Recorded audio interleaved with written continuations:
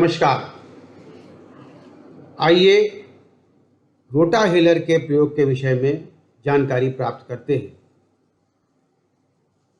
ये रोटाहेलर एक ऐसा यंत्र है जिसके माध्यम से पाउडर्ड मेडिसिन को श्वास मार्ग में पहुंचाते हैं।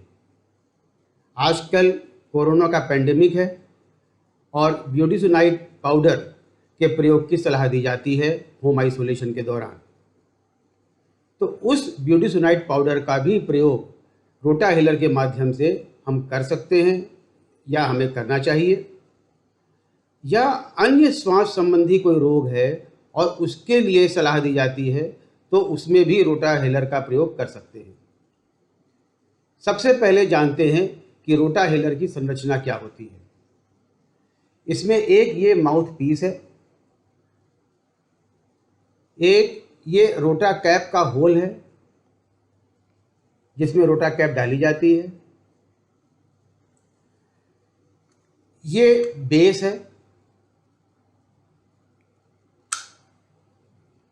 ये आप देख सकते हैं कि माउथ पीस और बेस के बीच में एक जाली है। जब हम श्वास अंदर खींचते हैं तो कैप्सूल का कोई भी हिस्सा हमारी श्वास नली में नहीं जाता। इस बेस में एक ये फिन होती है जिसके जरिए रोटा कैप के दो हिस्सों को अलग किया जाता है। ये पूरा रोटाहेलर पारदर्शी होता है। आइए अब इसकी विधि के बारे में जानते हैं। सबसे पहले ये इस प्रकार का एक कैप्सूल होता है जिसमें आप देख सकते हैं कि एक कैप्सूल में ऊपर का हिस्सा रंगीन है और नीचे का हिस्सा ट्रांसपेरेंट है जिसमें मेडिसिन भरी हुई है। इस कैप्सूल को इस रोटा कैप के होल में डालते हैं और डाल के प्रेस करते हैं जिससे कि रोटा कैप और इस रोटा कैप होल के लेवल पे कोई चीज़ उभरी हुई ना दिखाई दे।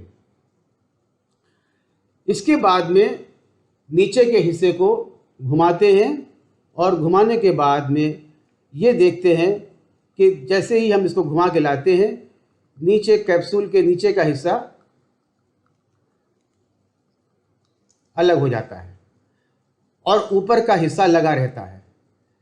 जब नीचे का हिस्सा अलग हो गया और ये कैप्सूल के नीचे का हिस्सा बेस में आ गया, तब अपनी गर्दन को सीधी रख के इस माउथ पीस को अपने मुंह में दोनों दांतों के बीच में दबा के और होठों से सील करके सांस को पीछे खींचेंगे, जोर से खींचेंगे और खींचने के बाद 10 सेकंड या उससे अधिक सांस को रोक कर रखेंगे। इस रोटाहेलर को प्रयोग करने से पहले अपने अंदर की सांस को मुंह से निकालेंगे, उसके बाद इसका प्रयोग करेंगे। इसको मैं आपको करके दिखाता हूं, आप इसको देखिए। जब इसका प्रयोग कर रहे होंगे तो अंदर का कैप्सूल जो बेस में चला गया है वो रोटेट करेगा और एक साउंड सुनाई देगी जिससे ये पता चलेगा कि मेडिसिन हमारे मुंह में अंदर चली गई और ये कैप्सूल खाली हो गया। आइए करके देखते हैं।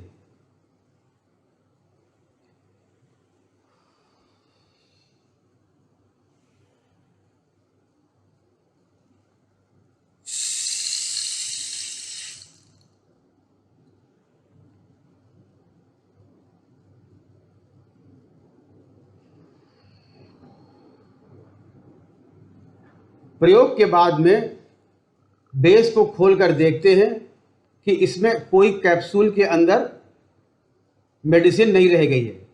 यदि मेडिसिन रह जाती है तो फिर से इसी प्रक्रिया को दोहराएंगे।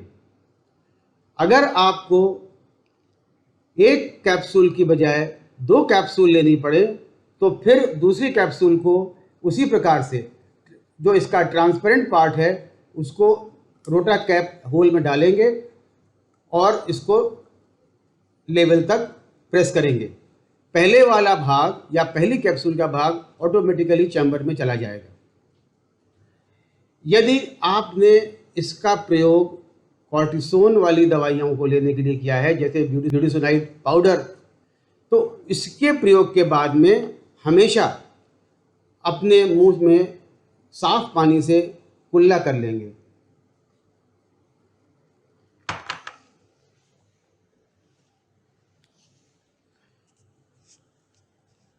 इस प्रकार से रोटाहेलर का प्रयोग किया जाता है। रोटाहेलर के प्रयोग को करने के बाद इसको वापस उसी डिब्बे में रख दें और इसकी सफाई सप्ताह में 2 बार साफ पानी से धोकर करें, सुखा लें। ये बहुत आवश्यक है ध्यान देना कि जब भी हम रोटाहेलर का प्रयोग कर रहे हैं तो उस समय रोटा कैप्सूल निकालते समय हमारे हाथ न गीले हों या रोटाहेलर न गीला हो, अन्यथा ये दवा उसमें चिपक जाएगी और हमारे शरीर के अंदर नहीं जाएगी। बहुत बहुत धन्यवाद। आपसे अनुरोध है कि इस जानकारी को आप अपने अन्य दोस्तों में भी, रिश्तेदारों में भी और भी लोगों में शेयर करें, जिससे उनको भी इसका लाभ मिल सके। नमस्कार।